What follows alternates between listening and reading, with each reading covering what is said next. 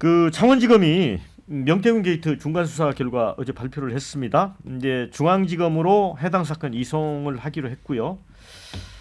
그동안 이제 뭐 한 국힘 중앙당사 포함해서 61곳 압수수색하고 또 이준석 당시 국힘 당대표, 윤상현 공관위원장 등 100여 명에 대한 조사도 마쳤습니다. 자, 그런데 이제 중간 수사 결과에 대해서 민주당은 아무리 눈을 씻고 찾아봐도 윤석열, 김건희, 윤상현, 홍준표, 오세훈 이름이 없다. 수박 겉핥기식 조사다. 그래서 이제 특검 도입을 피하기 위한 명분 쌓기 아니냐 이렇게 비판을 했습니다. 오세훈 시장도 이제 어떤 연관성 때문에 논란이 됐었는데 그 검찰 수사 결과에 몹시 실망스럽다. 그렇게 얘기를 했고요. 홍준표 시장도 명태균 황금폰의 목소리 카톡 한 자도 없으니 샅샅이 조사해라 했습니다. 그러니까 뭐 걱정을 전혀 안 하고 있습니다. 자, 어제 중간수사 결과 발표는 김두수 원장님은 어떻게 보셨어요? 이 결과? 일단 뭐 관련자들이 주로 서울에 있으니까 이제 옮긴다는 말은 참 궁색하죠. 그러니까 이제 윤석열 대통령의 탄핵이 이제 보다 가시화권에 오니까 태세를 전환했다 이렇게 보고요. 다만 이제 정치권에서 이야기하는 특검은 피할 수 없을 거라고 봅니다.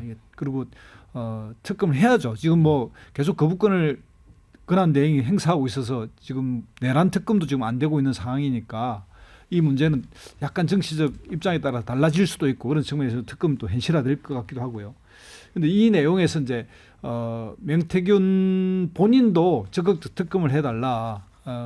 지금에서의 검사들이 이상한 이야기를 했다 해서 뭐 말하자면 뭐 전자레인지에 이어서 돌려라 뭐 이런 이야기까지 포함해서 지금 또 수사 결과에 미진한 부분도 있는 것 같고요.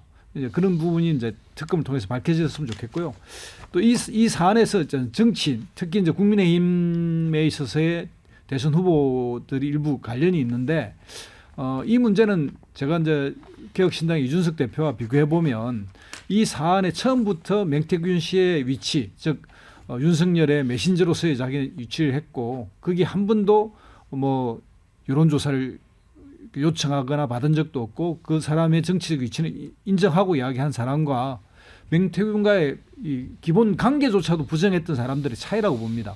그 뒤에 이제 정황 증거도 나타나고 있고 그래서 이 문제는 뭐 명태균 씨가 국민의힘 그 대선 후보를 결정할지는 모르겠습니다만은 이 명태균의 황금폰과 관련한 이 문제는 특검을 통해서 보다 확실하게 국민한테 밝혀질 필요가 있다 이렇게 생각이 듭니다. 네. 근데 이제 어제 사실은 그 명태균 씨가 이제 통화 복기록을 하나 공개를 했는데 김건희 여사와 이제 마지막 텔레그램 통화 48분 이런 제목입니다.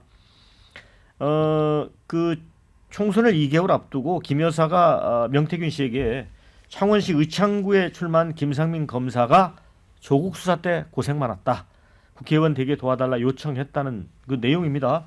근데 사실은 이 당시에 이제 김상민 검사는 제가 생각해 보니까 대전고검검사였던 거 그랬는데 뭐 추석 인사 때 뭐 뼛속까지 창원 사람이다 이렇게 또 문자를 보내서 논란도 됐었고 그래가지고 법무부에서 뭐 정지까지 받고 이랬던 분이에요. 근데 그 왜 김건희 여사가 의원님 이 명태균 씨한테 그런 그러니까 이 뭐 무슨 마이더스 손인가요 정말?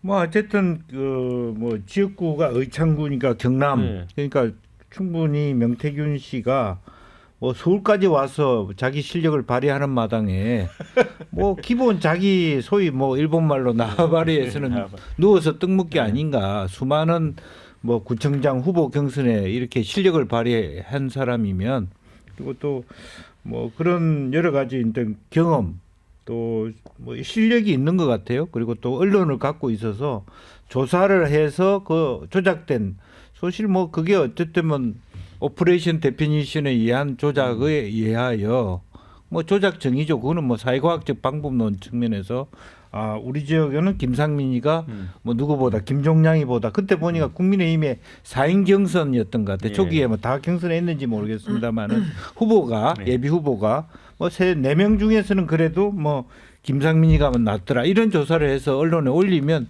그게 이제 회자돼서 여론이 돼서 김상민이 될 수 있는 뭐 그런 부분들이 있는 거죠. 이제 그런데 김건희 여사가 이런 이야기하는 부분은 일상이었던 것 같아요. 예. 그러니까 그런 부분, 그러니까 선관위가 또 대통령만 모르고 있었지, 예. 몰랐는지 알았는지는 모르지만 어쨌든 뭐 그런 부분들이 이제 일단으로 나오고 있는 거 아닌가, 뭐 그렇게 생각이 듭니다. 근데 저는 그러면 이제 네. 김건희 여사는 이제 검찰이 중앙지검이 소환해야 되는 거 아니에요? 그러니까 저는 이거 네. 굉장히 유의미하게 본 게 그동안에도 뭐 김건희 여사 공천 개입 없었다 무슨 뭐 선의의 조언이다 막 이런 식으로 포장해 갔는데 명확한 증거가 일단 첫 번째로 예. 나온 겁니다. 여기 보시면 전 정말 제 눈이 휘둥그레졌는데 조국 수사도 정치 수사였네요. 보니까. 왜냐하면 김건희가 이렇게 얘기하지 않습니까? 조국 수사 때 고생 많이 한 걸 고생 많이 본인이 했다. 어떻게 합니까? 네. 검찰총장 네. 배우자가 수사 상황 보고서 봤습니까? 음. 이게 정말 눈에 들어왔고 또 하나는 이 김상민이라는 검사를 꽂기 위해서 사실상 명태균하고도 공천을 논의했다라는 것은 민간인 비선들이 공천을 논했던 그러니까 사실상 당대표나 이런 사람들 다 허수아비 아니었냐 이걸 또 보여주고 있는 그런데 이제 것이고요. 김건희 여사 이렇게 국회의원 안 됐지 않냐, 후보 안 됐지 아니, 이제 않냐, 행위가 이제 그런- 있었으니까 우리는 행위 책임이니까요. 항상 그런 식의 반박을 아니, 하죠. 그리고 마지막으로- 내가 실제 힘이 있었다면 후보가 됐을 텐데. 예, 그리고 마지막으로 이 김상민에 대해 가지고 결국에는 국정원 법률특보로 자리를 또 챙겨줘요. 그러니까 이게 어디서 나온 거랑 똑같냐면 김대남이라는 사람이 김건희한테 줄을 대고 공천 탈락한 다음에 저기 SGI 상임감사로 가거든요. 그 차 나오는 감사 자리로. 그러니까 이 맥락이 거의 똑같다. 그럼 이게 복수의 사례가 이미 확인이 됐기 때문에 2022년도에 공천 개입도 즉 김영선 공천 개입도 수사로 밝혀져야 되지만은 2024년도에 공천 개입도 저는 반드시 이거 수사로 밝혀져야 된다. 너무 심각한 지경까지 왔었구나라는 생각이 좀 들었습니다. 교수님 이건 어떻게 보세요? 어제 공개된 통화복기록. 상당히 우리 신 변호사가 네. 핵심을 찔렀는데 조국 수사 때 앞장서 가지고 윤석열 정권 탄생에 일조한 김상민이가 있는데 공천 줘야지라고 이제 명탕을 한 건데 앞으로 이제 법물이 터질 것 같아요. 제 생각에는 윤석열, 김건희의 이 정권 농락 이러고 가지 않을까 생각이 되는데요.